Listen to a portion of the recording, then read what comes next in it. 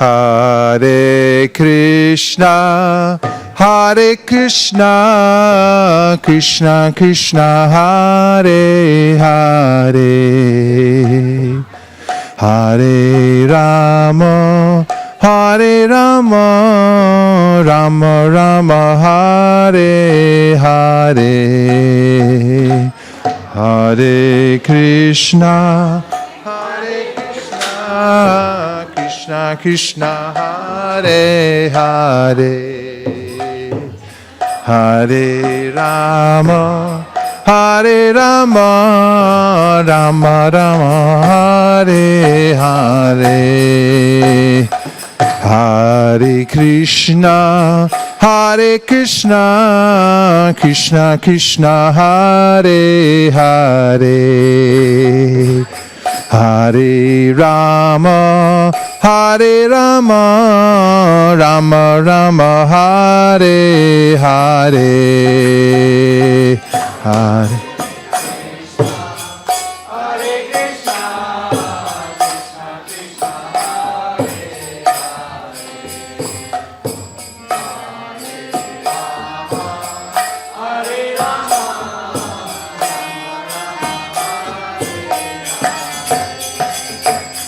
Hare Krishna, Hare Krishna, Krishna Krishna, Hare Hare, Hare Rama, Hare Rama, Rama Rama, Hare Hare.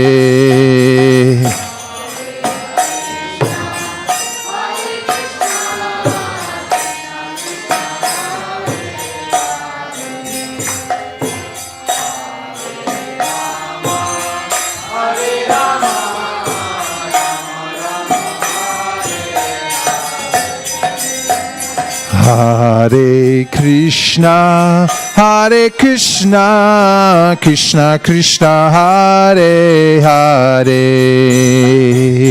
Hare Rama, Hare Rama, Rama Rama, Hare Hare.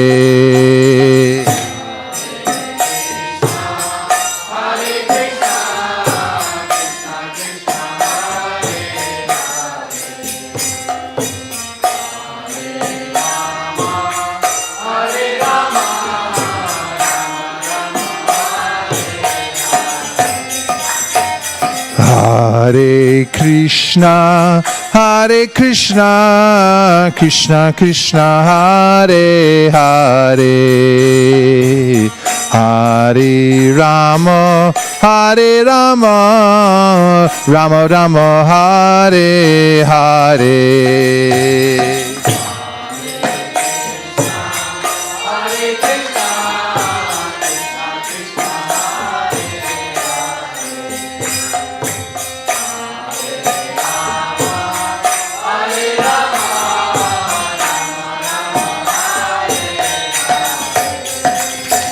Hare Krishna, Hare Krishna, Krishna Krishna, Hare Hare, Hare Rama, Hare Rama, Rama Rama, Hare Hare.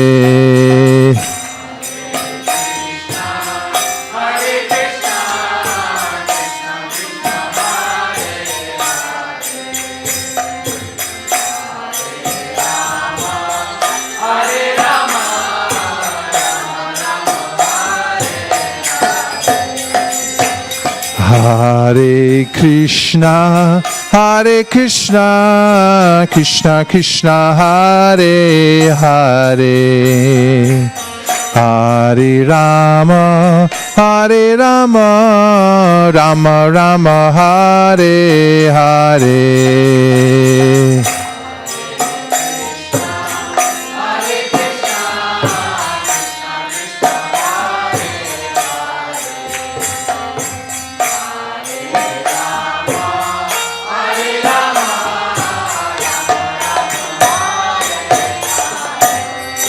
Hare Krishna, Hare Krishna, Krishna Krishna, Hare Hare, Hare Rama, Hare Rama, Rama Rama, Hare Hare.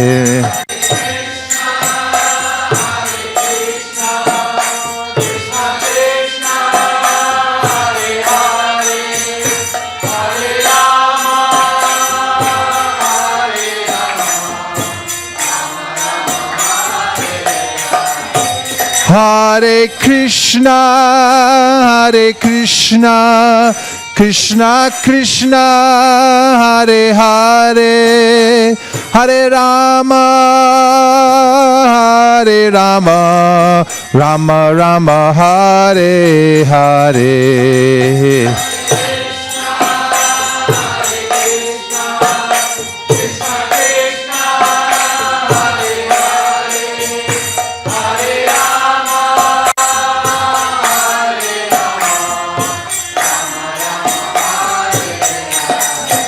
Hare Krishna, Hare Krishna, Krishna Krishna, Hare Hare, Hare Rama, Hare Rama, Rama Rama, Hare Hare.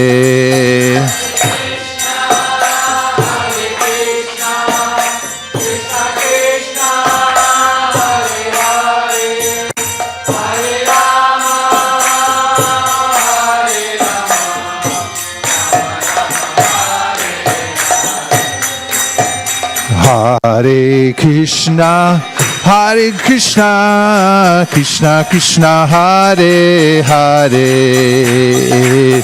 Hare Rama, Hare Rama, Rama Rama, Hare Hare.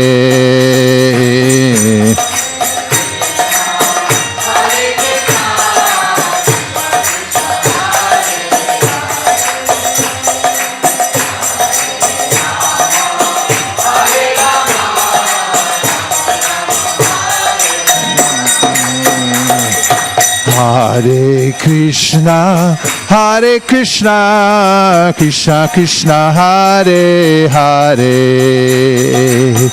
Hare Rama, Hare Rama, Rama Rama, Hare Hare, Hare.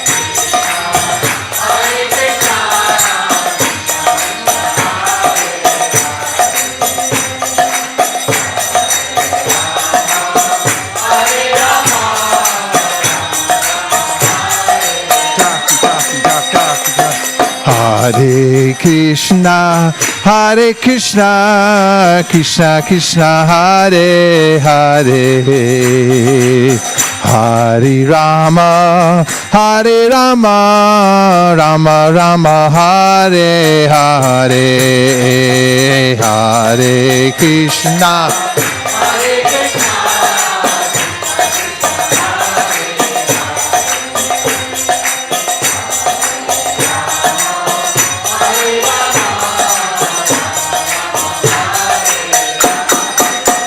Hare Krishna, Hare Krishna, Krishna Krishna, Hare Hare, Hare Rama, Hare Rama, Rama Rama, Hare Hare.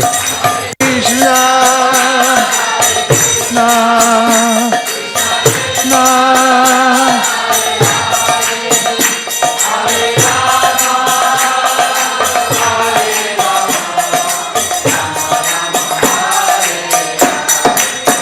Hare Krishna, Hare Krishna, Krishna Krishna, Hare Hare, Hare Rama, Hare Rama, Rama Rama, Hare Hare.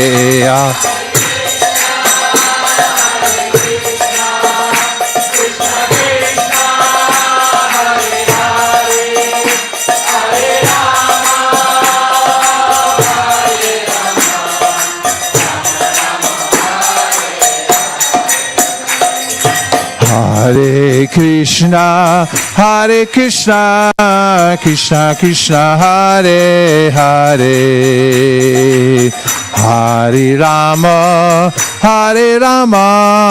Rama Rama, Hare Hare, Hare Krishna.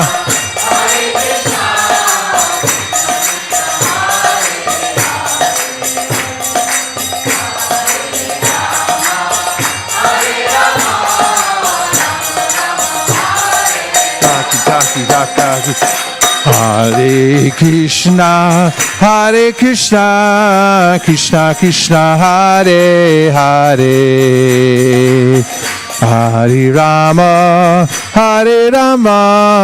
Rama Rama, Hare Hare,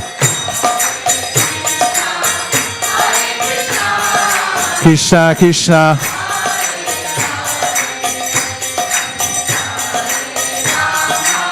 Hare Rama, Rama Rama, Hare Hare, Hare Krishna, Krishna Krishna, Hare Hare, Hare Rama, Rama Rama, Hare Hare. Hare Krishna, Krishna Krishna, Hare Hare, Rama, Hare Rama, Hare Rama, Hare Hare, Go Premanande.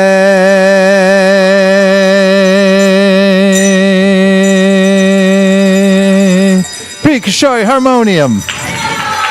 Mukaravind on kartals, Srivas Pandit kartals, for all the Hare Krishna singers, Go Premanande, for the garland makers, for Hari Guru takes care of the cow, Go Premanande, for all the cooks in the kitchen, for all the Sankirtan devotees, for all the Vaishnavas all over the world, Go Premanande! Nitai Gaura Haribo, Haribo, Haribo, Nitai Gaura Haribo, Bo.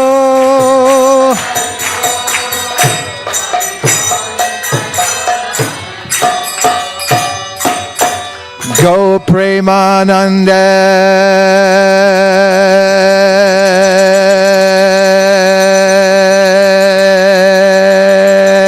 Nitai Gaura Haribo, Haribo, Haribo, Nitai Gaura Haribo.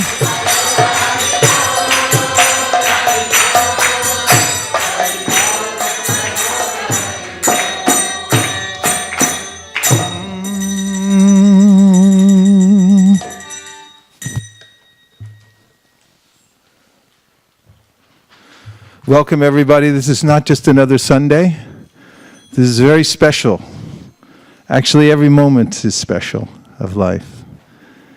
It's only because of my distraction into a realm that I believe is not connected to Krishna that I forget that every moment is special. But it's extra special when we have the chance to all come together to hear and chant. We only have a finite number of Sundays together. That's a fact. And we don't know when the last one is. Steve Jobs used to say that you should act as if every day was your last day because one day it will be true. So there's a great opportunity that we have in the human form of life. It's an organized opportunity. It's arranged by the Supreme Personality of Godhead. There is a hierarchy of life in this world. And according to the Shastra, we just happen to be in the kind of body that gives full facility to make a plan. And if you want to know how to outsmart any genius in the world,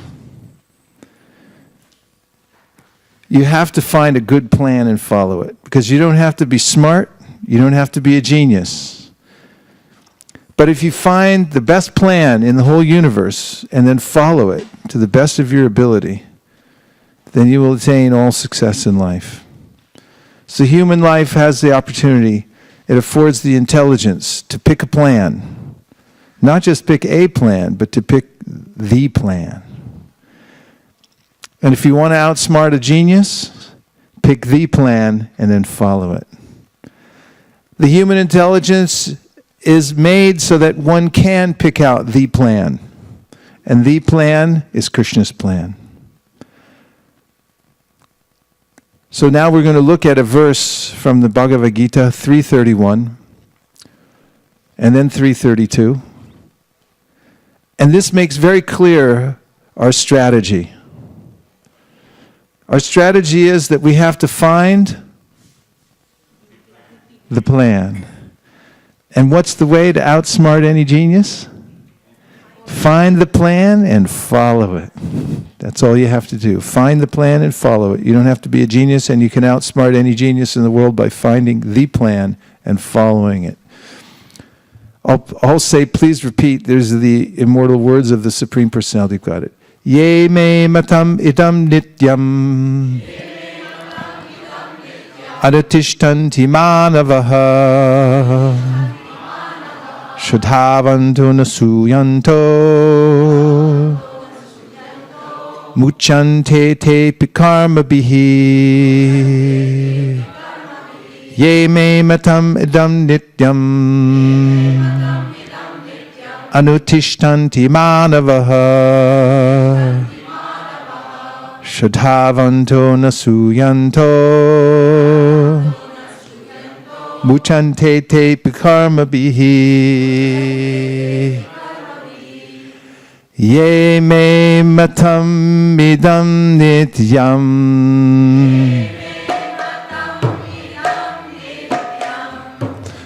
anutishtanti manavaha. Get the microphones ready.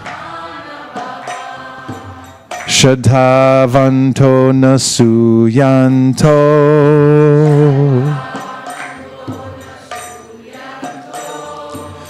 muchante te pikarma bihi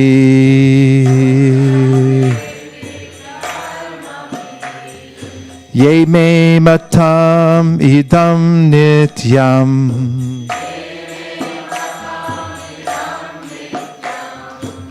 anutishtanti manavaha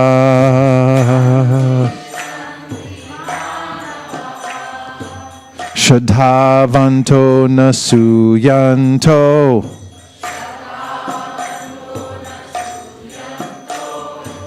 muchante te pikarma bihi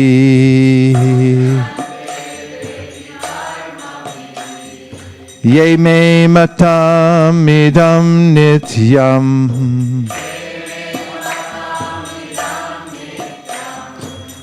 anutishtanti manavaha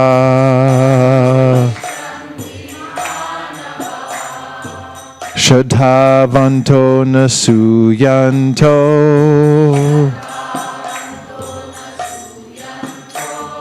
muchante te pikarma bihi. Manjula Kanta.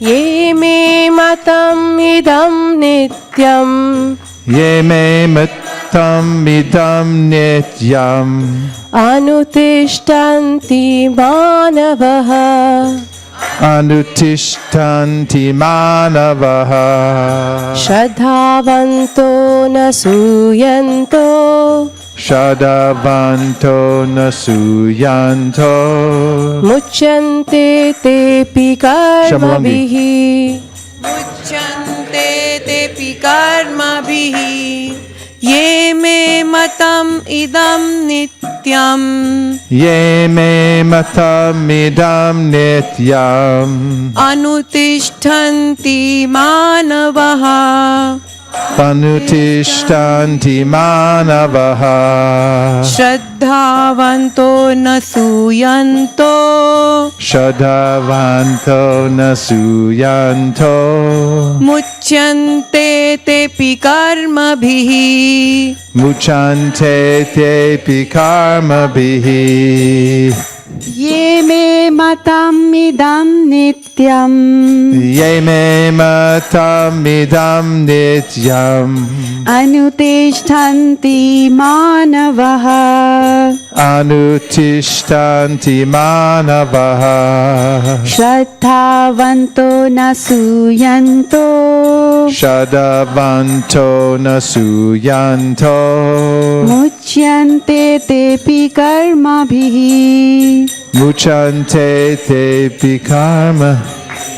Yea, those who may, my, matam, injunctions, idam, these. What does it say? Next one. Idam. I can't read it. Nityam, as an eternal function. Anutishtanti, execute regularly. Manavaha, human beings. Shradhavanta, with faith and devotion. Anasuyanta, without envy. Become free. Muchante, te, all of them.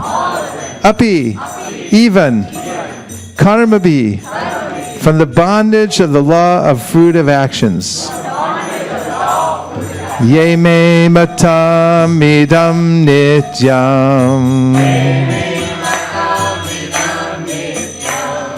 Anutishtanti manavaha.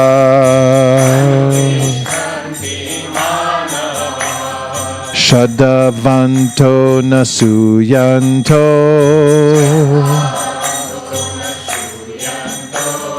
Muchante tepi karma bihi. Okay, before you move the screen, someone tell us what you think it means, the translation.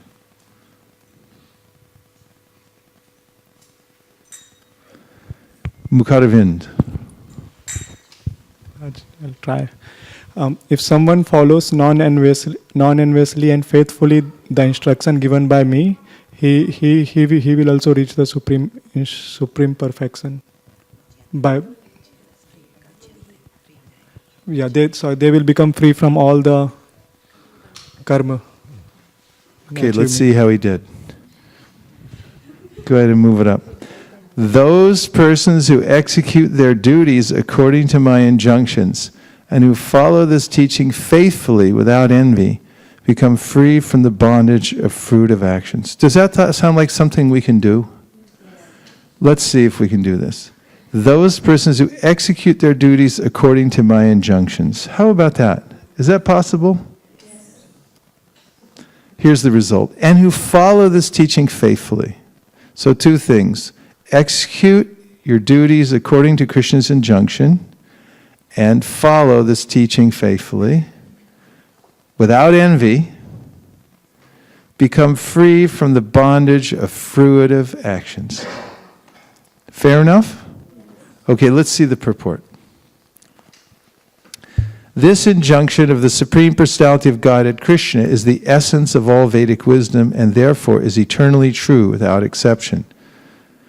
As the Vedas are eternal, so this truth of Krishna consciousness is also eternal. One should have firm faith in this injunction without envying the Lord. There are many philosophers who write comments on the Bhagavad Gita but have no faith in Krishna. They will never be liberated from the bondage of fruitive action. But an ordinary man with firm faith in the eternal injunctions of the Lord, even though unable to execute such orders, becomes liberated from the bondage of the law of karma. In the beginning of Krishna consciousness, one may not fully discharge the injunctions of the Lord, but because one is not resentful of this principle and works sincerely and without consideration of defeat and hopelessness, he will surely be promoted to the stage of pure Krishna consciousness.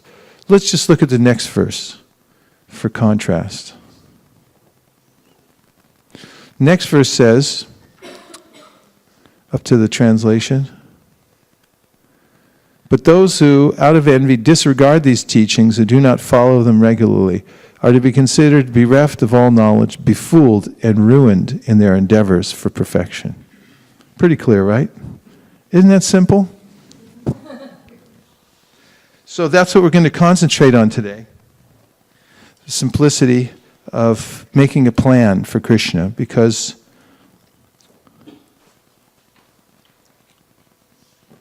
it's such a profound principle that just by following Krishna's plan, one becomes liberated from the bondage of the material world. So there are a lot of duties that we have to do. And we cannot give up our worldly duties. We do have duties to do in this world. It comes along with the material body. There are obligations. What kind of duties do we have and what kind of obligations do we have? Just give me a few.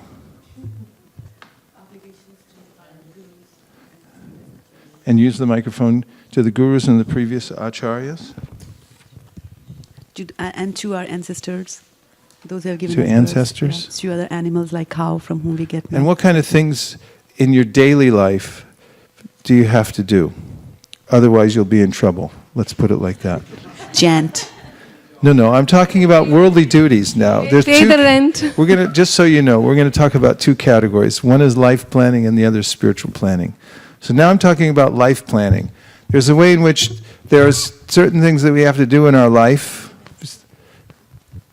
Although, yes, Shraddha, all problems will be solved by chanting. But what else do you have to do? What other things do you have to look out for in a very practical way? Work. We have to work to serve the family. You have Take care to. about body. Do you have to work? Why do you have to work? Take care about the bodily needs, the family needs, What do you get when you work? you get money. Otherwise, you don't work, right? Otherwise, you find another place. Okay, and what did you say, Shalabahu? So financial? Financial? I was saying primarily for our taking care of our body. You have to take care of your body, right? Sustaining the body. Does that take a little work? Or is it just me? And as you get older, it takes more work. In the beginning, it just generally, and it all hangs together and everything works out. But otherwise, you have to do a lot of extra work. Yeah. I think first of all we need to take insurance for everything. Insurance. That is something legally binding. I mean, when you buy a house on a mortgage, you have to have insurance. And if you own a house and you don't have insurance, I mean, there are certain kinds of insurance that are required, like auto insurance. That's very practical. You can't drive in California without having automobile insurance, correct? Is that an obligation? Can you go without it? Yeah, you can, but you might get in trouble, and you might be waylaid. There are certain things you can try to do without, but there's a way in which we have certain worldly duties. I'd say financial is very important, especially nowadays. We have to think about what our finances are, how we're going to pay them off. We're going to we have debts to pay, because how many kinds of bills do you have every month, do you suppose? Approximately how many do you have before you name them? 15. 10? 10? You got it worked out, huh? Somebody's got a plan in here. That's pretty good. How many? What kinds of bills are there? Electrical bills. What else? Water bills, and it's about to go up a lot, so be careful. Conserve water. We're in a drought. It could be forever. What else? Homeowners Association. You got to pay those guys, otherwise they'll kick you out. What else? Telephone, car loan. Anything else? Mortgage. Second mortgage. Interest, the car interest loan. You're paying a lot on interest for all these mortgages you're taking out here, folks. Tax. You got to pay income tax. You have to pay sales tax. You have to pay property tax. What else? Other kind of school fees.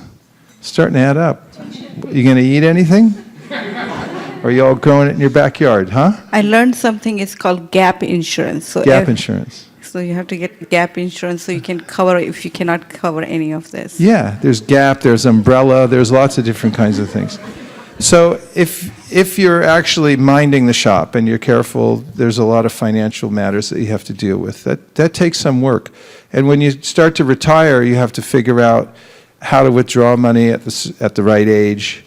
And you have IRAs, and you have taxes to pay on capital gains and so forth. There's lots to figure out. When somebody dies in your family, you figure out how much there is to do. It's not over, by the way, when somebody dies. You think, oh, they're gone, it's all over. No, you're just starting. I mean, if the family hangs together and they don't start fighting over trivial things, or the estate and so forth, you still have to go through so many different kinds of detailed duties in order to make sure that that person didn't leave anything behind. Responsible people take care of their affairs before they leave. That's a whole other seminar. But it is something that we should be aware of. Don't leave a mess. Some people get their affairs in order. In fact, it's one thing, if the doctor comes and tells you that you only have a few months left, he'll say, well, there's two things they can say. Say, it's time to get your affairs in order. The other one I told you in a Shavane Jal, they'll say, don't buy the big tube of toothpaste. You won't get through it. You're not going to get through it. So, so just observe the fact that we have a lot of duties to do. So there's financial. Then what else would you say? What is another big category? I wrote down relationships. What kind of relationships do you have to deal with in your life? Spouse. How's that going for everybody? Does that take a little work? It takes a lot of work. There's whole libraries written about it, about how to deal with your spouse. And then some people say it's not possible. And then, but in the Vedic literature, there's lots about how to get married, how to court before you get married, how to decide whether you're going to fit together. And then there's whole kinds of decisions to make when you're married, like who controls the finances. In Japan, the women control the finances. Do you know that? Malini's thinking about moving.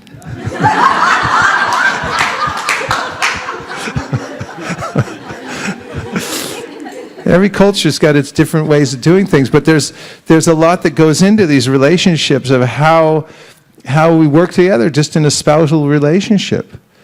And then, of course, if one spouse dies, did you have a living trust so that the money transfers over seamlessly, or do you have to go into probate court and lose 35% of your estate by talking to a judge? That's how much it'll cost you for a lawyer, probate, and all the extra fees and everything like that. That's a big chunk, right, to lose. So you have to think about these kinds of things. What about if my spouse dies or gets sick for a long period of time, right? That happens. Sometimes somebody's spouse becomes invalid, and then you're responsible to take care of your spouse for the rest of your life in different ways. A lot of things can happen. What other kind of relationships do we have? Boss. You have a relationship with your boss, and that's always interesting, right? That's an interesting relationship, how to balance that. What else? Children. It's very important. Raising children, they have to have love. They have to be loved, and they have to be taken care of very deeply, because children, they're developing a container through which they can actually take in life's lessons. And that container gets built by the love of the parents. How the parents nurture the child, how the parents attend to the psychological, the emotional needs of the child is very important. Encouraging words to the children, very important when they're growing up, and making sure that they feel secure and protected. This is a very demanding relationship, having children. Yes? Yeah. What are the kind of relationships? Friends. That's, interesting balance too, because sometimes somebody could be your friend, and then next thing you know, you have have you ever heard it? You have a falling out. Did you ever have a falling out with a friend? That can be some anguish. We go in and talk about relationships. You'll see that takes up a lot of our energy in life, mental energy. How to actually deal with all these relationships with my parents, with my grandparents, with my children, with my in-laws. That can be very challenging. And I've seen, especially in Indian culture, there's certain expectations, from in-laws and so forth. Yeah. So, and it's different in every culture, but it's complex, and it matters. Unless you're an avaduta, but we're not avadutas, are we? Avaduta means you just don't have any connection with any of these things. You're aloof, completely aloof. What's another kind of responsibility that we have? I wrote down the third thing, health. Taking care of health. Hansapri, you mentioned that, right? Taking care of the body? Who said that? Shalabahu, yeah. So health. How's it going with your health, everybody? Taking care? In the Bhagavad Gita, Krishna says, Yukta hara viharasya, yukta chesasya karmasu, yukta swapnavabodasya, yogo bhavati dukkha. He says, by practicing the yoga system, one can overcome all miseries. And the yoga system, he says, means being yukta, or balanced, in the way that you take care of yourself. So let's see the few things that he says about taking care of yourself. Yukta hara viharasya, he says, don't eat too much and don't eat balance, right? So how's that going for everybody? Don't eat too much, and don't you feel bad when you eat too much? And over a long period of time, it can lead to all kinds of physical problems if you eat too much. And you can't eat too little either, because then you'll start losing your body. Your body will fall apart. You have a ratio of fat to muscle, lean body mass, and you have fat on your body, and you have to have a certain amount of lean body mass to hold everything together, otherwise you'll fall apart. So yogis have to be balanced in the way they eat. And what else does he say? The way you sleep. So sleeping's a big challenge, isn't it? Because sleep is, when night comes, everyone except for the nocturnal animals, they just get knocked out. There's hormones come into your system, and you fall asleep. And nowadays it's more complicated because you have electric lights, and your body thinks, oh, it's still daytime, I can stay up all night. Next thing you know, it's 1 o'clock in the morning, you try going to sleep, and your sleep pattern gets off. And one of the reasons that people get depression is because they don't sleep enough. Anybody ever felt a little down after you didn't get enough sleep? Or is it just me? Ask my wife, she'll tell you. Ever get grouchy when you didn't sleep enough? So there's a way in which we have a lot to deal with on the material platform. We just talked about a few things. And then, as far as health goes, protecting yourself from different kinds of illnesses. Let's try an experiment that Hanumat Prekshak Swami did when he was here once. Name a disease that starts with A. Alzheimer's. Anything else? Anorexia. Asthma. Anemia. AIDS. We go on for a long time, especially if somebody's studying medicine here. And if we go to the B's and the C's and the D's and the E's, you can go all the way through. Xenophobia. That starts with X. So, YZ. There's a lot going on the material plane. So one has to have a plan, and the Vedas teach that there's a way in which we have to balance our life. Krishna gives it in seed form in the Bhagavad Gita, where he says, Yukta hara viharasya, be balanced in the way that you live. In your finances, be balanced. I'll give you some evidence from the Chaitanya Charitamrita that this financial balance is important. One may say, oh, we don't care for that. We're devotees. We don't think about finances. But we do. This is from the Madhya Lila of the Chaitanya Charitamrita 15.94. This is, actually, starting with 93. The Lord also respectfully told Shivananda, saying, take care of Vasudeva Datta very nicely. Vasudeva Datta is very liberal. This is Lord Chaitanya speaking. I'll start over. How is everybody? We're at a Sandhya right now. I'll wait till the Sandhya passes. Jai Shishi Radha Madan Mohanji ki Jai. Okay, everyone take a breath. So another thing you got to do is breathe. Are we focused again? Ready? Start? Okay. This is from the Sri Chaitanya Charitamrita Madhya Lila 1593. Lord Chaitanya is speaking. He's the Supreme Personality of Godhead. The Lord also respectfully told Shivananda, saying, take care of Vasudeva Datta very nicely. Vasudeva Datta is very liberal. Every day, whatever income he receives, he spends. He does not keep any balance. Being a householder, Vasudeva Datta needs to save some money. Because he is not doing so, it is very difficult for him to maintain his family. Please take care of Vasudeva Datta's family affairs. Become his manager and make the proper adjustments. Vasudeva Datta and Shivananda Sain were living in the same neighborhood, which is presently called Kumarahata or Hali Sahara. Become his manager. So this means that one has to actually manage one's life. There's financial management. And Lord Chaitanya was looking at his devotees and householders, and most of them, and he noticed that Vasudeva Datta was out of balance with his spending.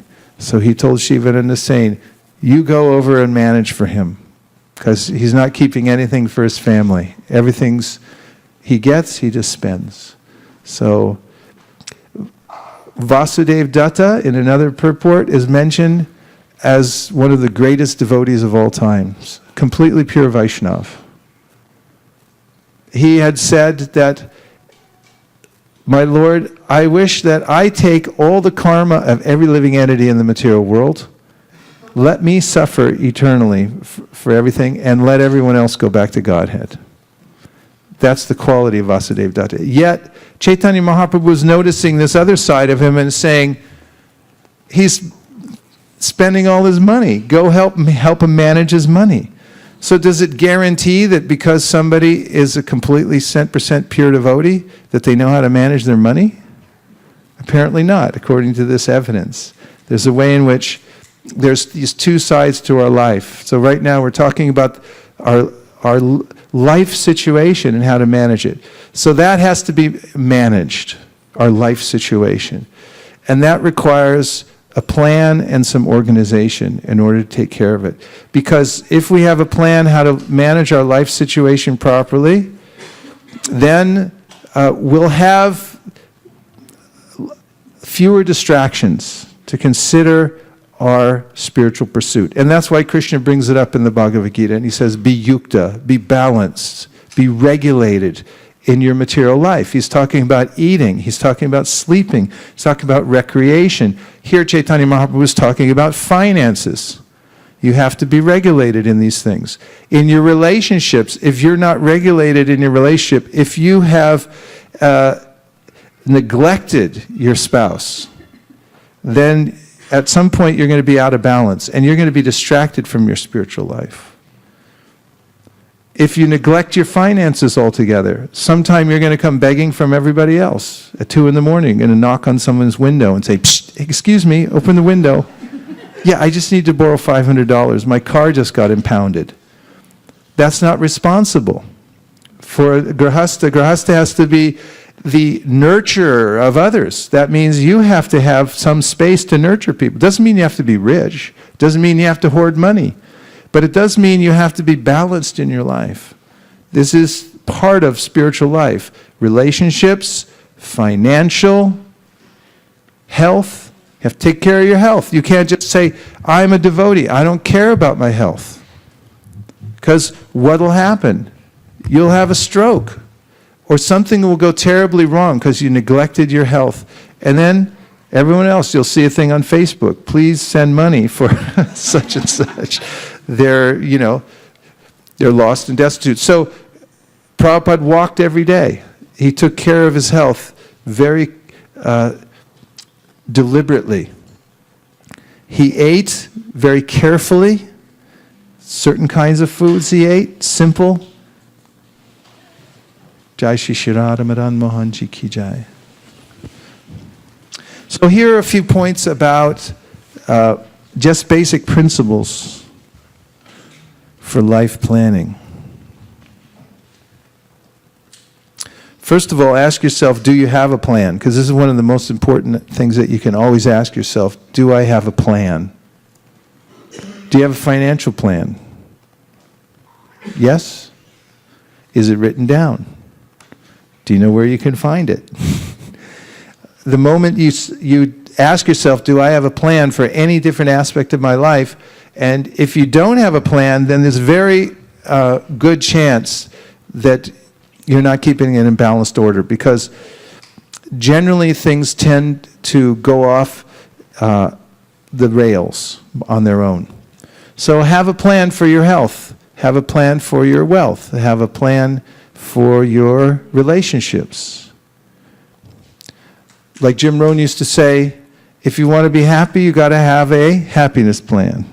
If you want to be wealthy, you got to have a wealth plan. If you want to be smarter, you got to have a smartness plan. And if you can't, you got to get yourself a can plan. So get a can plan. So there are lots of ways in which you can learn how to plan your life. One very excellent book for those who want to see how to develop a system so that they can have regular success in all the projects that they're doing and all the planning is a book called Getting Things Done. Getting Things Done. The author's name is Robert Allen? David Allen? David Allen.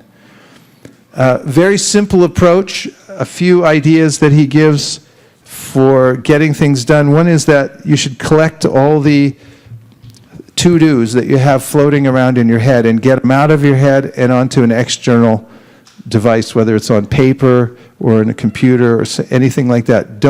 You don't have to think the same thought twice unless you really want to. You have to get it out and collect it in a particular place. And the next point is that you have to process it. It means you have to take time to look at all the things that you collected. Next thing is you have to organize it. Once you look at it, next is to review it and then start to do something about it. So I want you all to think about one project that you have in your life right now that you really want to get done. Take a second and think about what project is most important to you that you want to get done. Does everybody have something like that in their life? If not, come see me afterwards. I got something for you. Okay, now ideally, and if you have paper and pen, you can write it down, but here would be the assignment. If not, just keep it in your mind. Write down the project or situation that is most on your mind at this moment. What is the project or situation that is most on your mind at this moment? Okay? Anybody like to share? Sharing means caring. Yes. Rajesh. Just file the tax. File the tax. Okay, that's a good one. Because that's, as soon as you said that, everyone's blood pressure went up, right? Okay, Shraddha, you had one? Write your will. Okay, yeah, write your will. Okay, that's a project. One more, let's hear it. Shri Krishna Purushottam. Sankirtan yes, this is SOS Sankirtan orientation session coming up. I've been thinking about that a lot too.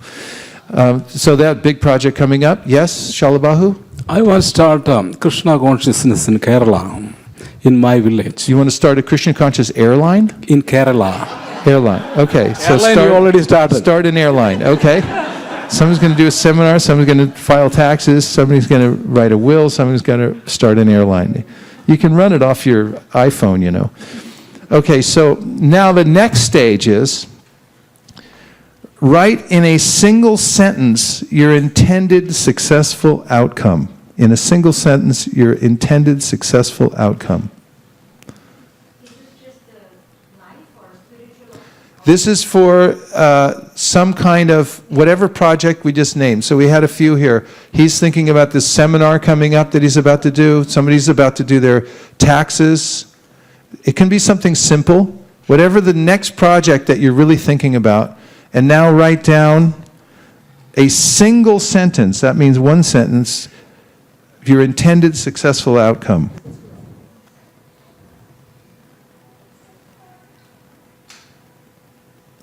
Okay, we're going to take a sampling from those who have pen and paper. Would you like to share? You were very definitive in writing. Tell us your single sentence. Yeah. File the taxes by Wednesday. File the taxes by Wednesday, the next outcome. week. Okay, that's the outcome? Peace of mind. Okay. All right, so now this next, so get the outcome in mind. Does anybody have another one they want to mention? Yes. Kathy? Okay. Go ahead and then Kathy. I allow and accept my current lawsuit situation and deal with ease. Okay, you allow your current lawsuit situation, deal with it with ease. Ease. Okay, that's the outcome. I think, Prabhuji, we talked about opening UCSF Bhakti Yoga Club. So along with me and my 10 friends, I want to be involved in that. So. Okay, you see the outcome of opening up this new club at UCSF. Okay, great. So now you got that in mind. This is the creation of a plan. It went from just thinking about something, then you write it down. What is that plan? And then you look at the outcome. Now here's the part where it really starts to move. And that is, number 3, write down the very next physical action required to move the situation forward. Write down the very next, and listen carefully to what I'm saying, write down the very next physical action required to move the situation forward. The very next physical action. Okay, Hansapriya, let's give it a shot. I was put a time aside, so create a calendar in white and get the pen and paper out before we write down anything. Okay, get a pen and paper out. Yeah, and put a time. That is the next physical action. Do you have a pen and paper? I don't. That's why I had to have. Then that's not your next physical action, is it? Your next physical action, so you got to bring it back and back. And now the reason this is important is, the reason people don't do things is there's a gap between their intention of doing it and their comprehension of how to do it. Actually, I wrote down something about that from a study on procrastination. Procrastination is the gap between intention and action. Does that sound familiar?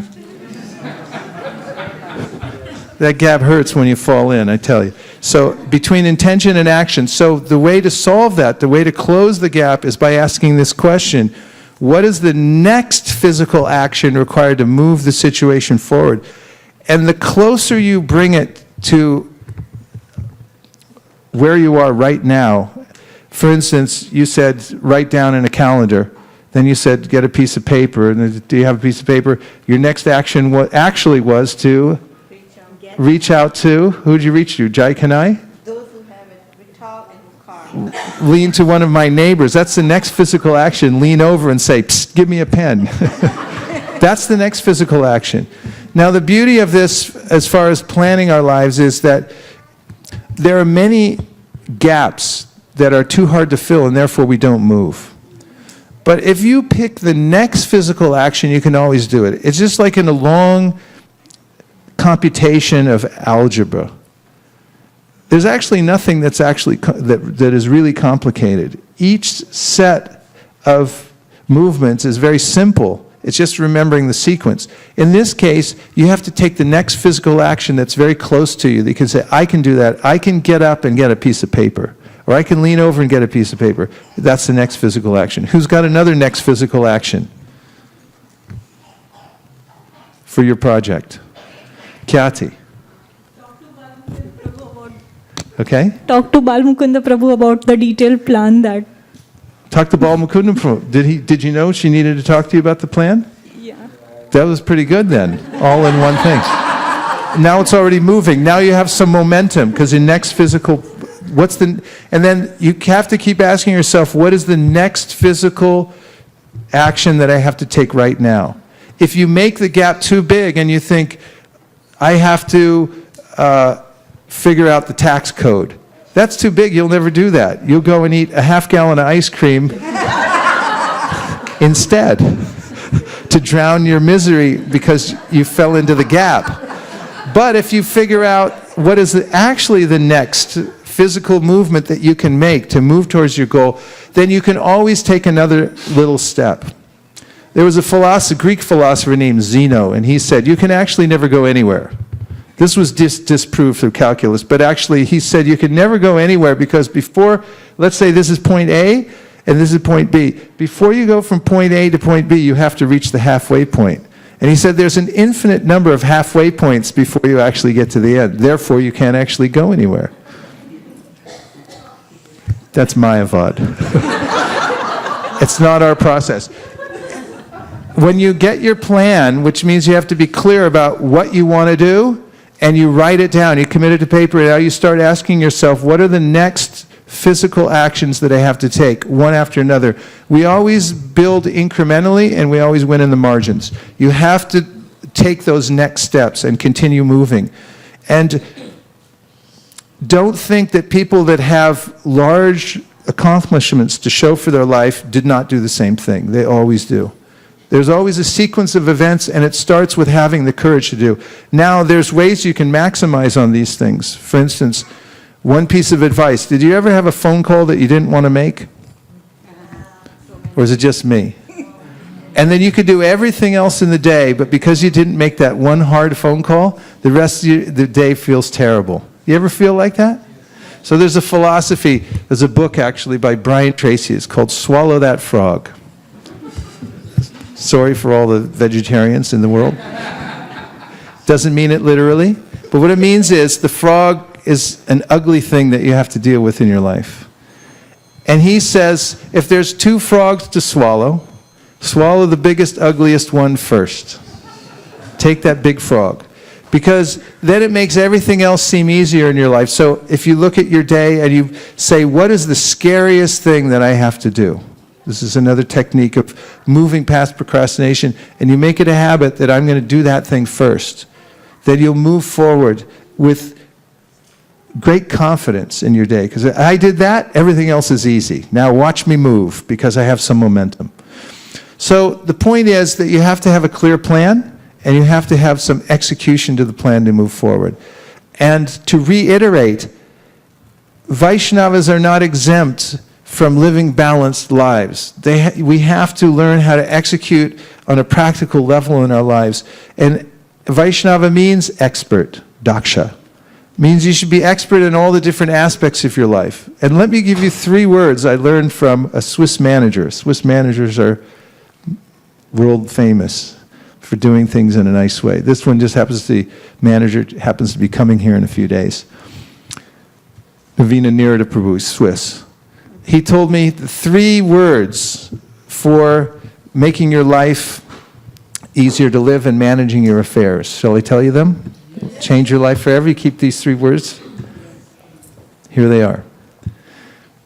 First is delegate. Second is outsource. And the third is simplify.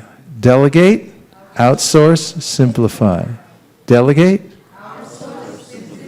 And what we're talking about here today is that anyone can outsmart a genius if you just have a good plan and you stick to it. So it's worthwhile to figure out how to balance your affairs in your life situation, because it's not going to just go away. And even when you leave this body, whatever you left behind is going to be a burden on everyone else. When I was young and I was traveling in South India, I used to ask, why do these Brahmins always have a gold necklace and a jewel around their neck? I saw so many of them. And somebody told me, it's because it's a tradition. If they were wandering in another country, in some part of the country where they didn't have any relatives and they happened to die, that pays for their funeral rites so that they don't have any debt left behind. Because the last person who takes care of them would then use some of their money, and then he'd owe a debt. He has to come back. That's why I got mine many years ago. And I've had it ever since. Just in case, you guys, you can have this if, you know. So, now, let's just take a couple of reflections really quick before I move on to the next section, which is planning for your spiritual life. Because you have to plan that equally as dexterously as you do your material life, if not more. So, reflections, any one thing that you heard so far that's stuck in your mind that you can use, that you're taking away in your pocket. Let's take a few in rapid succession. We've got Shraddha, then we've got Srivas Pandit. Okay, then we got Srinivas. Okay? So, Maharaj, thank you so much for the class. It was really enlightening. It's not over yet. Thank you. It's good to know that it's going to continue.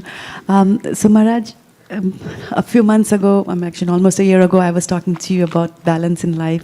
And at that time, you had told about the frogs swallowing. And I started applying that in my life. And I've noticed that how much the mind desists and kind of takes you towards the smaller frogs or the better things. And that's what you want to do the first thing in your life. But I started applying, like, put your foot down and swallow the bigger one, and then, yes, definitely the rest of the day. It helped. It helped a lot. Very nice. Yeah. So it's a principle. You can take that principle. It'll work nicely. Srivas Prabhu? Swallow the big frog first. Delegate, outsource, and simplify. Delegate, outsource, simplify. Nice, Srinivas.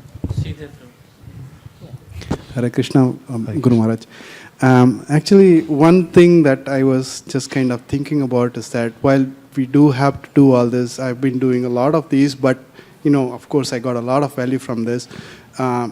It's easy to get overwhelmed, and it's easy to get lost in the too much detail-oriented kind of planning. And you can actually, get lost in it and forget about the rest of the things. It could really easily happen.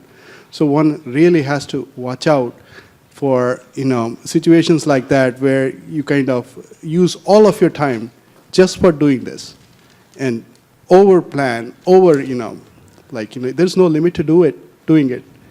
I already made my the will and the the living trust and everything, but I haven't still added all the accounts to it.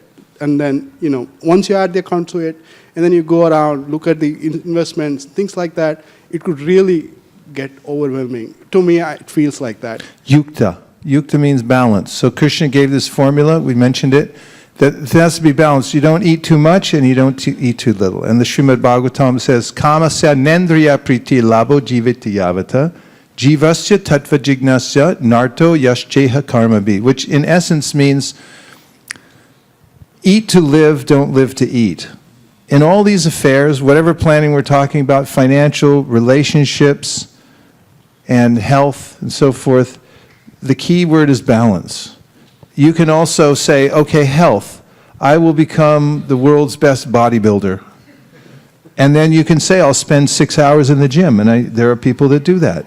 And they spend all their time thinking about nutrition, visiting doctors and everything like that, and this is not what we're talking about here. We're talking about yukta. But on the other hand, if you let yourself go, then you're going to have to pay for it on the other side. So your point's well taken. You can become lost in these details. Two more. Yes, Kathy.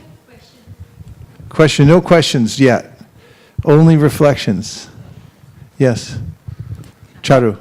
The one other point really holding me in is the simplifying.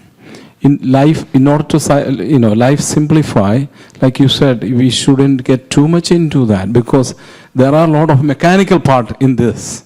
But if you really want something, that it will be always in your mind and you are always thinking about that, then it is usually that's the way. And the other side of the spiritual element, your prayer and your relative life usually match up with this needs too. I didn't get it. Say it in one sentence. I was saying one short sentence. My point is that simplifying is the point I take it. Simplification. Okay. Charu? Is that on? That microphone on? There. Hare Krishna Prabhu again. I was driving when you were talking about that 3.21 or 322. It is excellent one that says just follow the Krishna plan. So that is really good. One can understand and then draft all the chart. That's a perfect segue, Charu. Thank you, to bring us to the next section. Oh, Kyati, and then we'll go into the next section, which is spiritual planning. Thank you, Prabhuji. I think the most critical point I was missing is taking that next physical action and thinking about it. That actually, between the planning and doing it, that's a bridge that I was completely missing. But thank you for... Yeah, I mean, the mode of ignorance can pull us down so far that you can look at your room, for instance, and say, I have to clean the room, but I can't clean the room right now. So then what's the next thing you can do? Is say, well, at least just stand up. Can you do that to start with? Next physical move. At least stand up. And then from there you can say, pick up one thing. Just move that pencil from there to there. And it sounds funny, but it's actually true. There's a way that the modes are constantly fighting for supremacy. At one point you may be very productive and be able to move all kinds of energy around. At another point you're just flat and it's really hard for you. So you have to find a device to get yourself moving. And moving your plan forward. Was there one more? Okay, Mukaravin's the last word.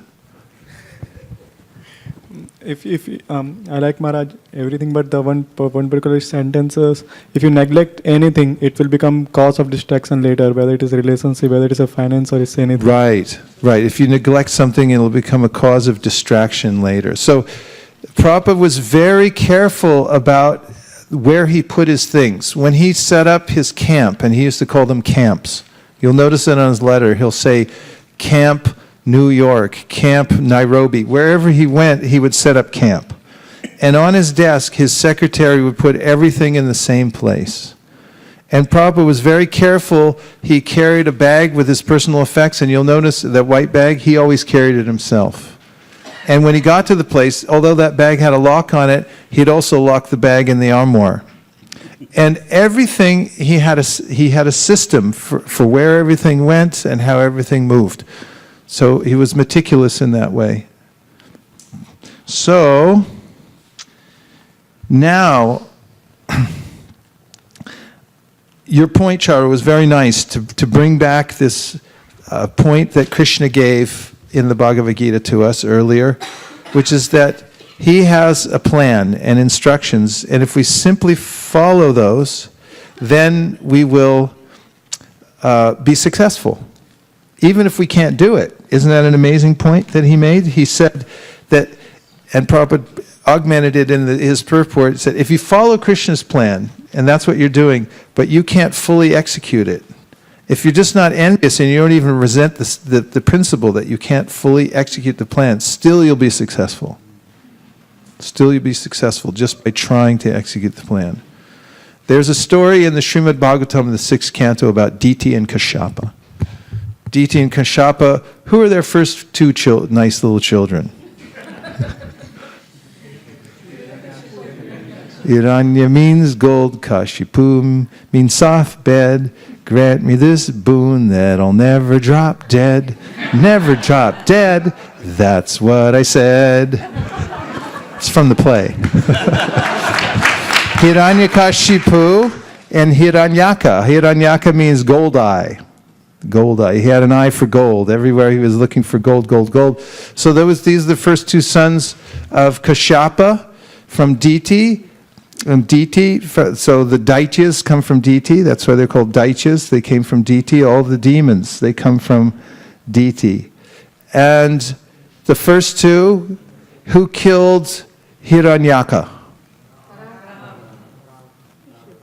Who can do a mudra like Varaha? Who knows Bharatanatyam? Nobody here knows Bharatanatyam? Where's Prikishori? Okay, and then who is the second one?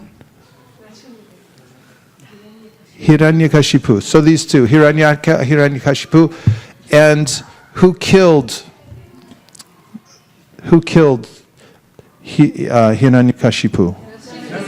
Shigire. Okay, so Diti was always upset about that. So one day she decided that she wanted to kill Indra because she reasoned that Vishnu did this on behalf of Indra, so I want to kill Indra. So she went to her husband and she started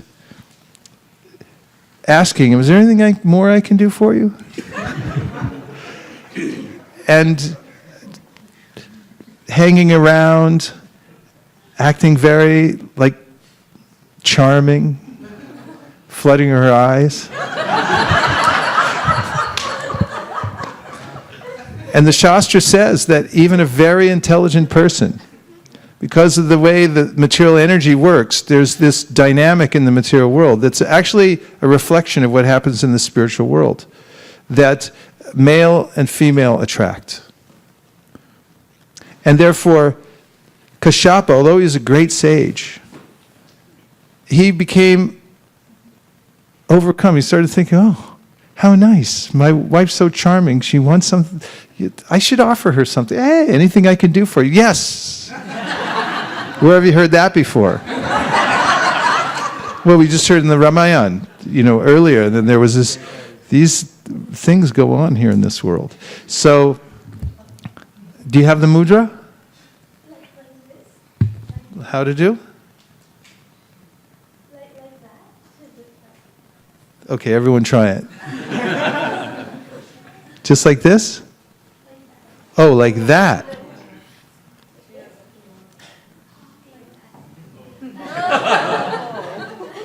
Okay.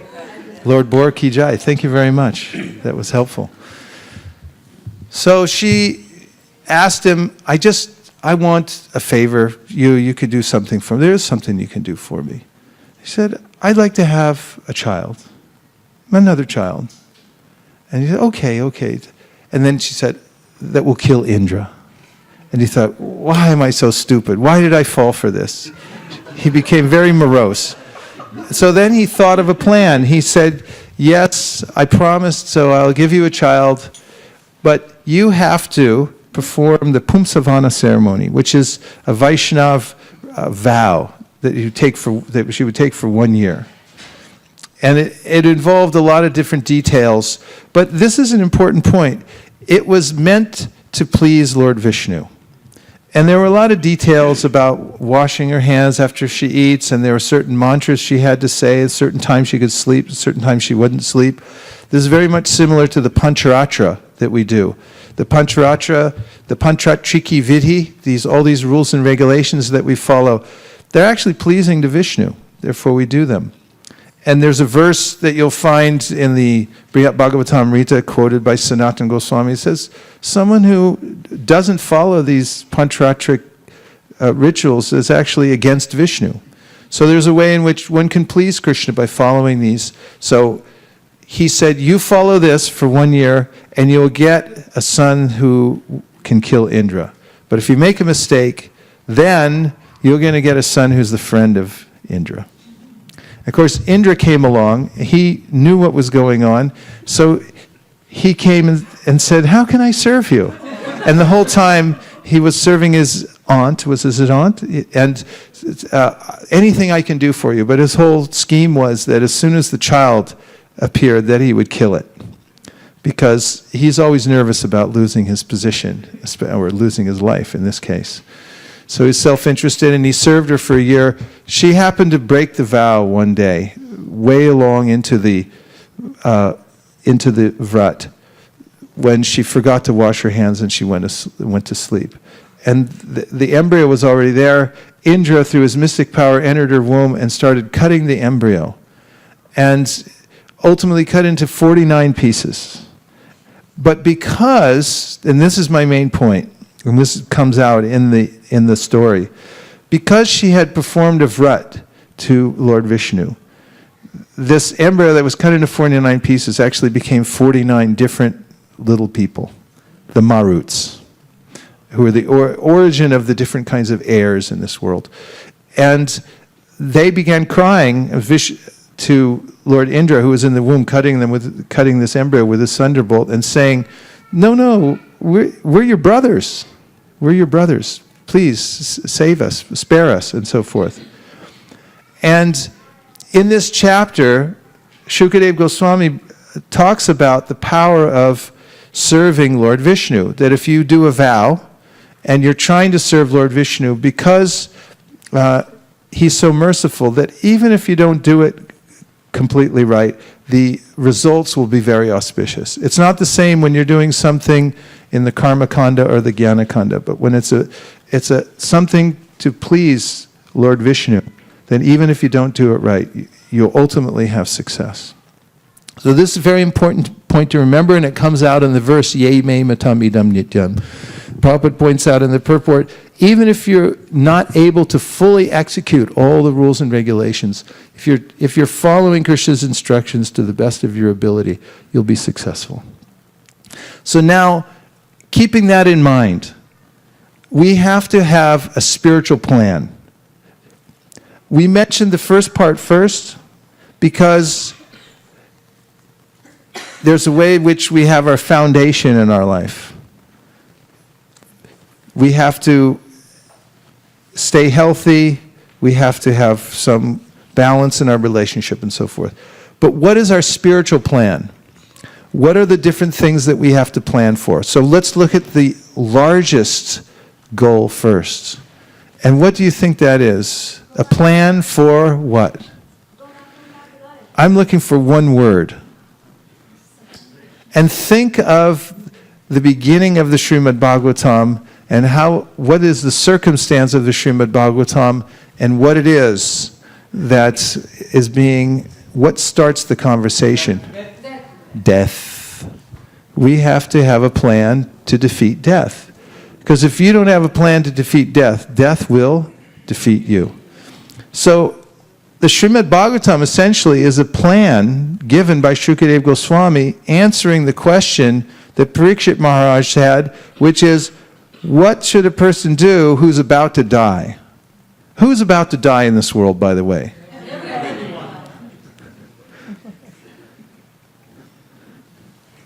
Correct. Now, Shukadeva Goswami tells Parikshit Maharaj, Ante Narayana Smritihi. Your plan should get you to this point. You have to remember Narayan at the time of death. And that takes a plan. That takes practice. Because it's not automatic that someone simply remembers Narayan at the time of death. One remembers whatever kind of nonsense one did throughout one's life. That's what you remember at the time of death.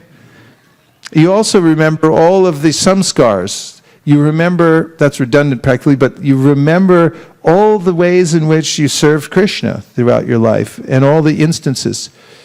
I was talking to a devotee in Los Angeles, Ratnabhushan.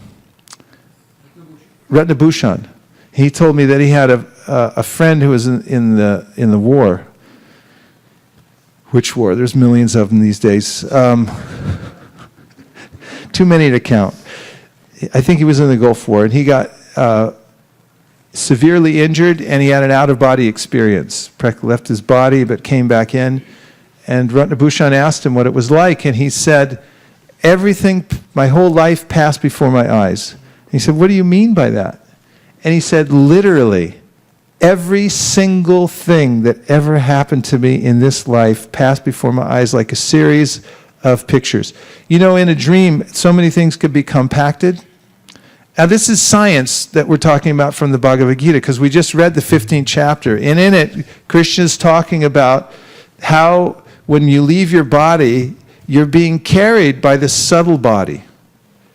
And the subtle body has in it all the memories of what we've done in this life, and actually in other lives also. But the force of what we've done during this life will be predominantly in our consciousness when we leave the body, and that will compel us to another situation, that will obligate us to another situation by the law of material nature. So one has to have a plan at the top of one's list, above all the other plans, above the plan for financials, above the plan for your relationships, above everything. There's this overarching plan, which is you have to prepare for the ultimate, which is that you're going to have to relocate, to say the least, and leave everything else behind. Everything that you thought was yours to keep, you have to part with. And it's not so easy unless you've practiced throughout your life. And you can practice in every phase of your life. In the early phase of your life, you can, as a student, you can cultivate Krishna consciousness, studying the Bhagavad Gita, and living a life of service to the Guru. This is traditional in the ashram. One has to learn how to be selfless. This is something that doesn't happen very much these days. Not a lot of training like that, but it's very important. It builds character. And then there's a way, as a householder, one should become a nurturer and take care of everybody else. The reason that the duty of householders, according to the Srimad Bhagavatam, is to be the parents of all other living entities.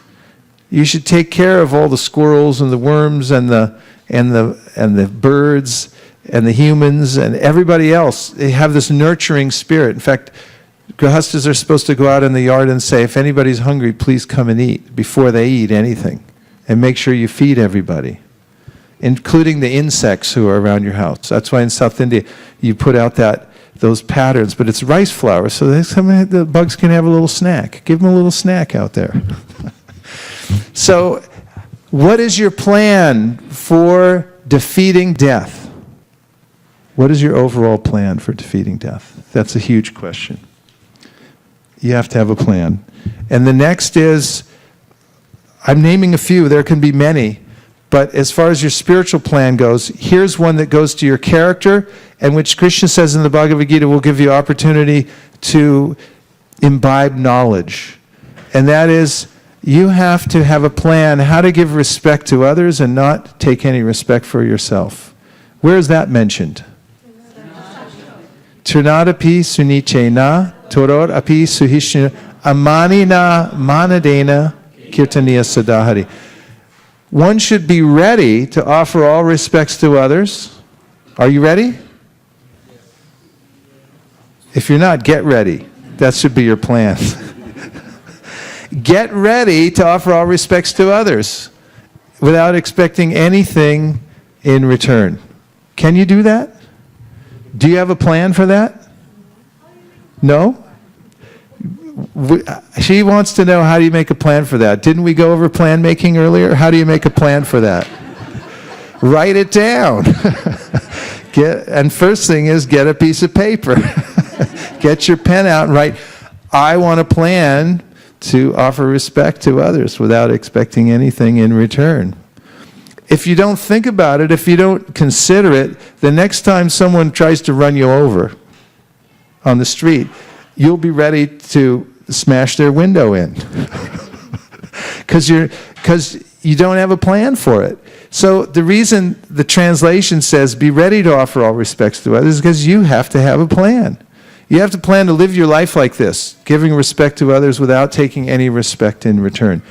That will have such a large spiritual return on your investment, it's inestimable.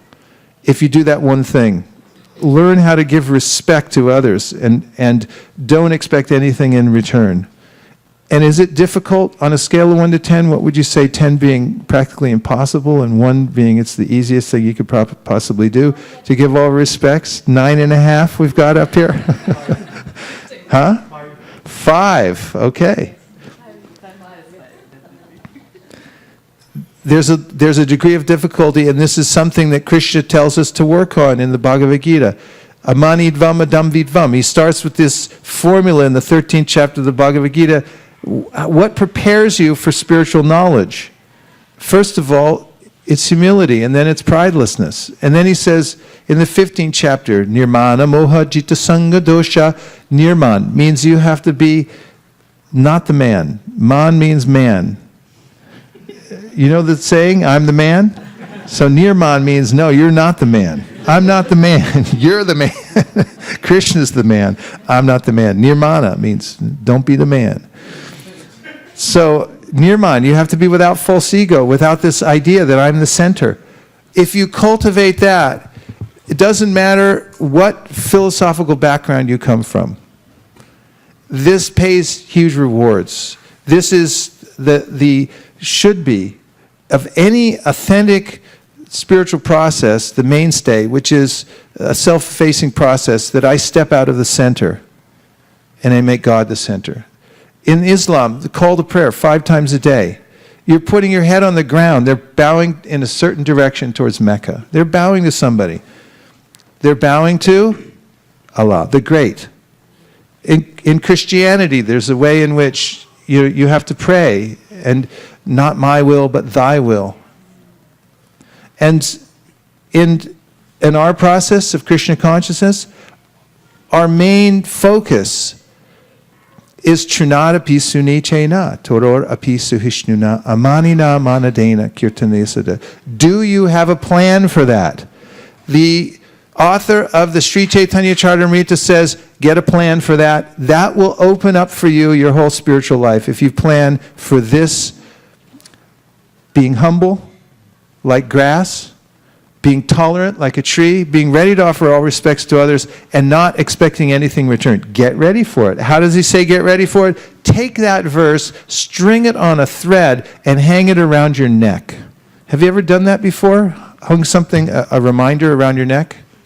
Did you do it as a kid when you came home from school? They'd pin they didn't trust us in kindergarten. So you were having a field trip, so you tell your parents, we'll pin the note on your shirt. It's like, get this thing off me.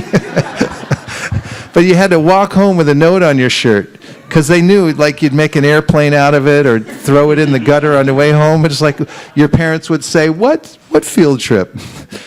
So the author of Sri Chaitanya Charitamrita says, you got to wear that on your shirt. Pin it on. Have somebody pin it on for you. So come over here. I'm pinning this on. Trinada Pisune Chena. Wear that. That's a plan. That's a spiritual plan.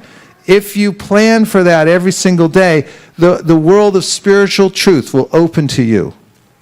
And if you don't, you won't understand anything. And it doesn't matter what discipline you're in. That is the basis of spiritual life, to step out of the center and give respect to others and not expect anything in return, to be very humble. And Krishna gives this as a formula in the Bhagavad Gita. If you want to approach a person to get wisdom, spiritual knowledge, tadvidi pranipatena paripashnena sevaya upadakshanti te jnanam jnaninas tattvadarshana. Go with great humility and bow down and offer service. And the third is that we have to make plans throughout our life for our service. If you don't have service, get some, because your seva will save you. And there's a lot that goes into your seva.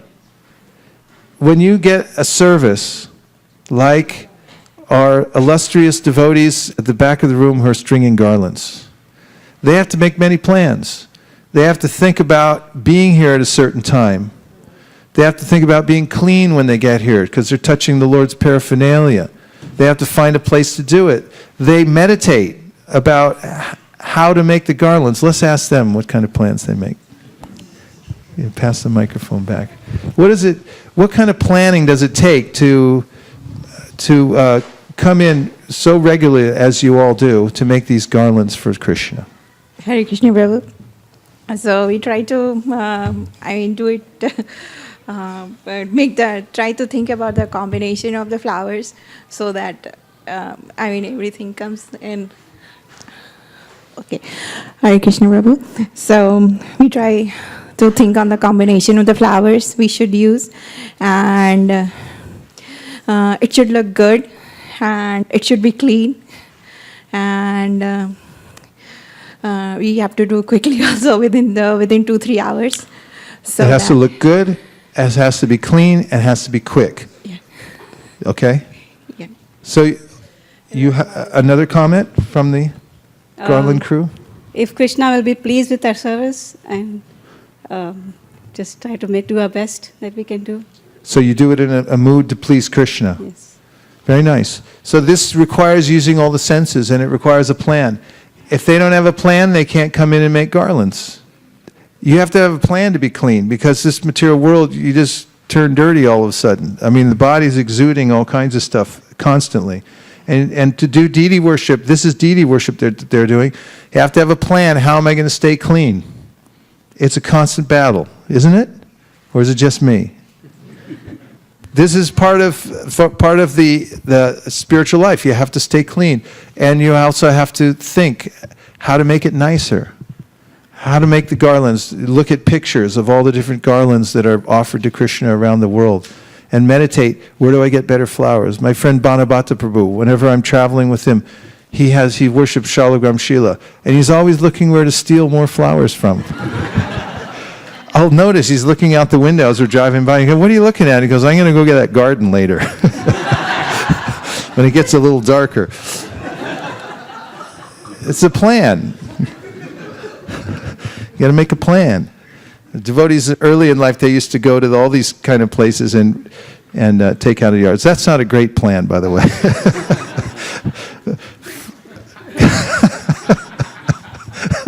We got away with it in the 60s and 70s, but we don't recommend it anymore, especially in America, because there's no gun control. So there's plans for your service, and this is spiritual. This is spiritual. Making a plan how to make your service more efficient, how to increase your service, constantly thinking. Let's see, who else has some service? You want to tell how you're meditating, taking care of Surabhi, the temple cow, our pride and joy. It takes a lot to, doesn't it? Planning how to do your service to take care of a cow? Yeah. Tell something, what is the practical planning that you have to go through to take care of Surabhi? There are many different aspects, financial being the very important one. You have to plan ahead of time to make sure there's enough feed. Like you have to be aware of things that you were not thinking before. Like now there's a drought going on, so you can expect that the hay prices will be going up. So you have to keep track of all these different weathers and local factors that influence the upkeep of the cow. Any medication that you have to anticipate, you have to keep the vets. You have to be ready to have some reserve funds for any emergencies that come. Labor is another big aspect, so you have to have people on the standby to cover for you. So there's a lot of different things, so it takes a whole team to get it going. And you're consumed with it, aren't you? You think about it all the time, right? Yeah.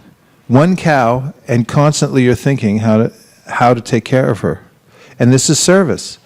So when you have a service for Krishna, very specifically, now you're going to have some kind of service to somebody. I read it a few weeks ago, didn't I? From Bob Dylan, from the Bob Dylan Sutra, Bob Dylan Purana. It may be the devil or it may be the Lord, but you got to serve somebody. Mukhar Vin can do a really nice imitation of Bob Dylan. You got to serve somebody. So if you arrange your life so that you have some service for Krishna, and you have to think about the colors of the garlands. Will the flowers be there on time? You have to think about, who said yes? Yes, the flowers will be there. So yes, you have to think about that. You have to make phone calls. You have to be at a certain place at a certain time. When you think about taking care of Surabhi, he's thinking, Hari Guru is always thinking ahead. Are the prices going to go up? This is spiritual thinking.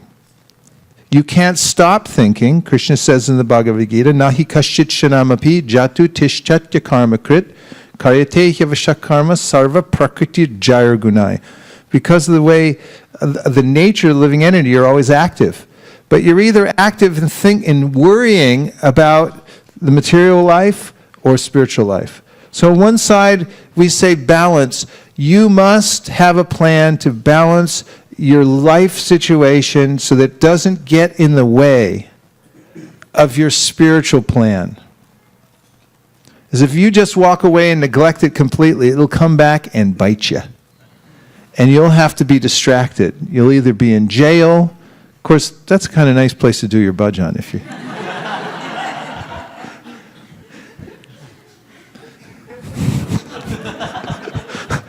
We've heard a lot about that. And we'd like to welcome all the devotees who have joined us on the internet tonight. Everyone, please, let's give a Vancha Kalpatarubhascha to all our fellow devotees on the internet who joined us. Vancha Kalpatarubhascha, Kripasinnabevacha, Patitanam Pavanebhyo, Vaishnavebhyo, Namo Namah. Thank you for taking your time and attention to join us here tonight through the internet. It's also a miracle we have this capability of joining together like this. So thank you. It's actually a larger group on the internet than it is here in the temple room tonight. Yes, Hansapriya.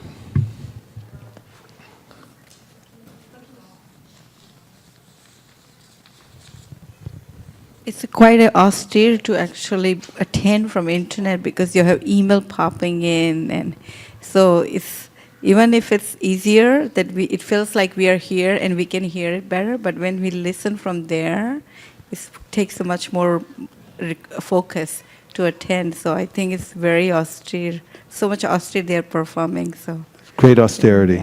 Yeah. Nice point. Yes, and we have a text that came in from one of our internet audience. From Sundarananda Prabhu. Sundarananda. No, we weren't getting any Ananda in here. And now Sundar has called, and we're starting to feel it a little bit. Yeah, and he's talking in sutras today. He says balance is the key. Balance is the key. Yes. Very good. Yes, Hari Guru. You were talking about the plan for a spiritual plan, right? So when I started to reflect on what changes one needs to do to make progress, and one thing that occurred to me was one has to develop a character conducive for acquiring spiritual knowledge, because Krishna says that he reveals the knowledge for those who always meditate on him. And then he elaborates on that further, saying, what are the characteristics of those who meditate on him? And Arjuna also asks, and he defines it in many places. And then one would wonder, what kind of work one can do to develop these qualities, right? And when I started thinking on those lines, it seemed very natural to me that associating with the cows would be a very easy way to acquire these qualities, because when I go to the farm and I see the cows and I see how steady they are in their life and how they shield themselves from so many other influences that we are so used to getting disturbed, and they're steady in their being and they're not even expecting that they be recognized or for what they're doing, and they continue to do their service. It's true for all the plants and the fruits and flowers also. So it's a reflection of Krishna's energy in action. You see all the potencies of Krishna in action. All the flowers and the fruits, they bloom, and when you see them on the altar, then that's a perfection of those flowers and fruits and the milk. So all these servants are there out in the field, and Krishna is orchestrating all these things, and if one can witness these things, automatically he can remember Krishna throughout his day, and it's a very easy way for one to become Krishna conscious. And then I thought that, okay, Krishna also talks about ahimsa as a way of developing a devotional quality, and he talks about that quite a few places. So with that in mind, I felt that, okay, cow protection would be some way in which it solves the material needs, and it also gives a way to develop spiritual characteristics also. So with that in mind, I always try to meditate on these services.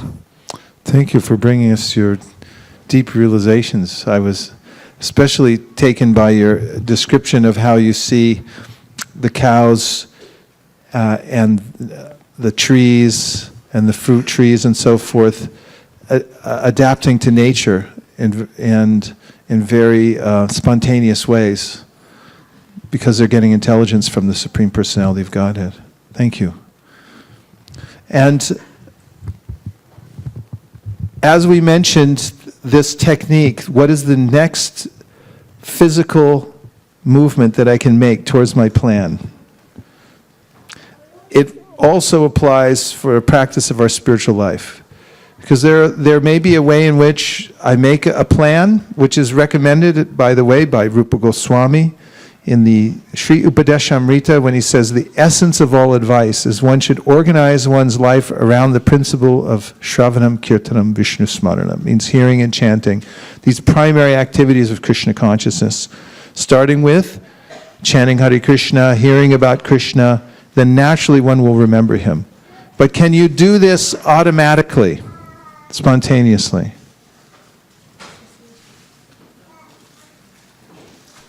It's a real question. Okay, so if you can't, then start with what you can do. The next physical thing that you can do, for instance, Bhagavad Gita. If you read Bhagavad Gita every day, you'll feel natural attraction for Krishna. You'll also get good intelligence, and your life will be auspicious. But is it easy to go and pick up the book every single day? No. So, if you don't feel like picking up the Bhagavad Gita, and your mind says, I don't want to read the Bhagavad Gita today, what's the next physical thing you can do besides read it? You can walk into the same room where it's on the shelf. And then you can say, all right, I'll just take it off the shelf with my hand. And then I'll say, I'll just open it. That's the next physical thing. And now I'll just cast my eyes upon the first verse, but I don't have the strength to actually read it. And then, lo and behold, your eye will become attracted to the first verse, and you read it and say, all right, I'll do one more. And then do one more and do one more. And similarly with chanting japa, sometimes devotees will say, I can't do 16 rounds, but all right, what about one mantra? What about just holding the bead bag for a minute? Why not just pick it up? Why not get a bead bag? What is the next physical thing that you can do? It doesn't have to be the topmost number, but if you can do something and continually move in that direction and keep the vibration going, this is a plan that will work, because we're constantly being assailed by the three modes of material nature. You can guarantee that your mind will give you trouble. Arjuna said it in the Bhagavad Gita. Trishab?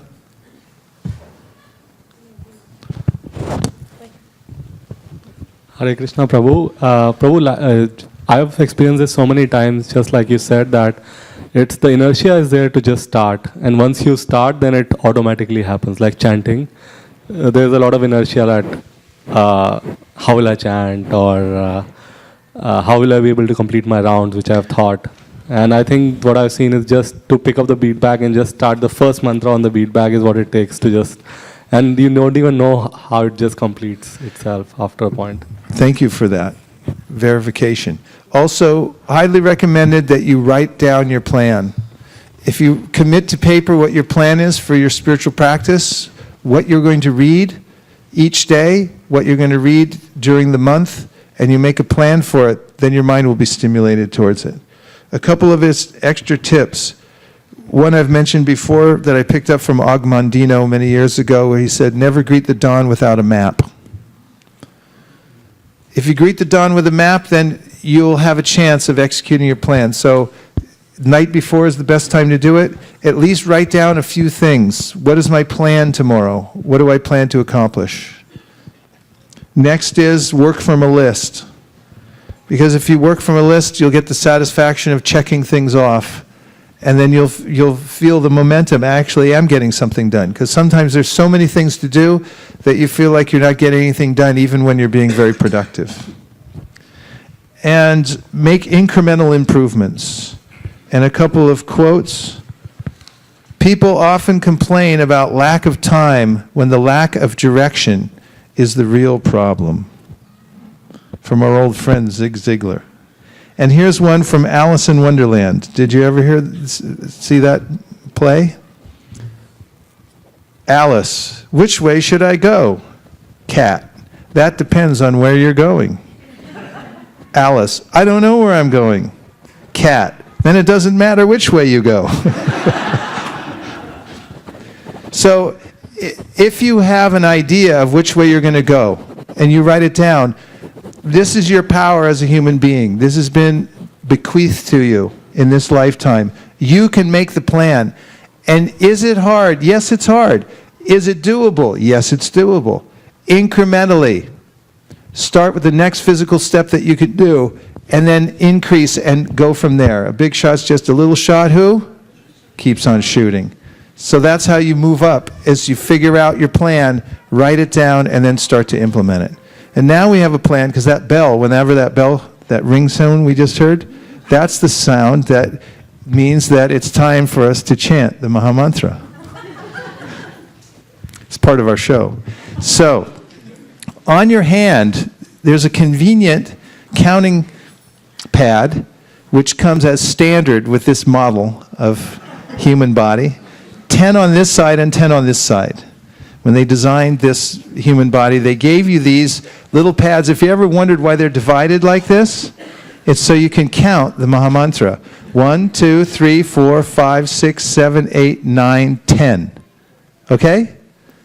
Everyone, hold up your hand.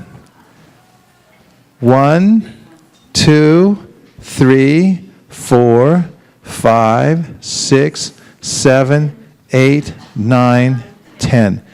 Now, what's the next physical step we can do to chant 10 Mahamantras together? Start at 1, move my finger over here to this position. Now what's the next physical thing I can do? Just start chanting? Am I allowed to do that? Sit straight? Okay. What else can I do? Huh? Take a breath? Okay, I can do that. Now what? Hare Krishna, Krishna Krishna, Hare Hare, Hare Rama, Rama Rama, Hare Hare, Hare Krishna, Krishna Krishna, Hare Hare, Hare Rama, Rama Rama, Hare Hare, Hare Krishna, Krishna Krishna, Hare Hare, Hare Rama, Rama Rama, Hare Hare, Hare Krishna, Krishna Krishna, Hare Hare, Hare Rama, Rama Rama, Hare Hare, Hare Krishna, Krishna Krishna, Hare Hare, Hare Rama, Rama Rama, Hare Hare, Hare Krishna, Krishna Krishna, Hare Hare, Hare Rama, Rama Rama, Hare Hare, Hare Krishna, Krishna Krishna, Hare Hare, Hare Rama, Rama Rama, Hare Hare, Hare Krishna, Krishna Krishna, Hare Hare, Hare Rama, Rama Rama, Hare Hare, Hare Krishna, Krishna Krishna, Hare Hare, Hare Rama, Rama Rama, Hare Hare, Hare Krishna, Krishna Krishna, Hare Hare, Hare Rama, Rama Rama, Hare Hare. Okay, now we're going to chant 3 mantras, 3 more mantras, but with each one, focus your attention on your own sincerity as you're chanting. Find your sincerity, close your eyes, and search for it. See if you can find in your heart the sincerity to call out to Krishna in a helpless way and say, please help me. I'm stranded here in the material world. I took a wrong turn. I'm stuck. Please help me out. That's the other bell for when we do 3 mantras. So we'll do 3 mantras, just 3. But do these 3 with the most concentration and the most sincerity that you can muster. Are you ready? Take a breath. Sit up straight.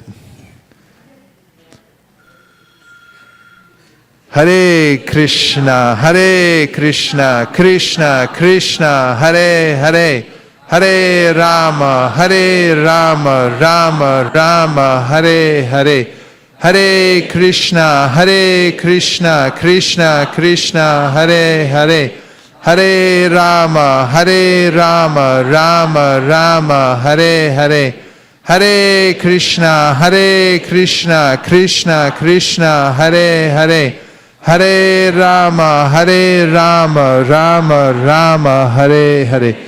Now, when you start off your chanting, whenever you do it in the day, start off with these 3, that you give your full attention to the first 3. Because sometimes I'm thinking about how many I'm supposed to do, and will I get finished, and I forget that each one is very important. So don't worry about the rest of them. Just start with the first 3. With full attention and full sincerity, as much as you can do. And our simple instruction from Krishna is that find out what my plan is, Krishna says, and follow it.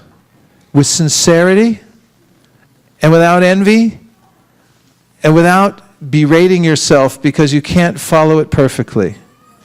And he says you'll have complete success. You can outsmart any genius in the world by simply being a sincere follower of Krishna's plan, because there are many plans, but Krishna's plan is the plan.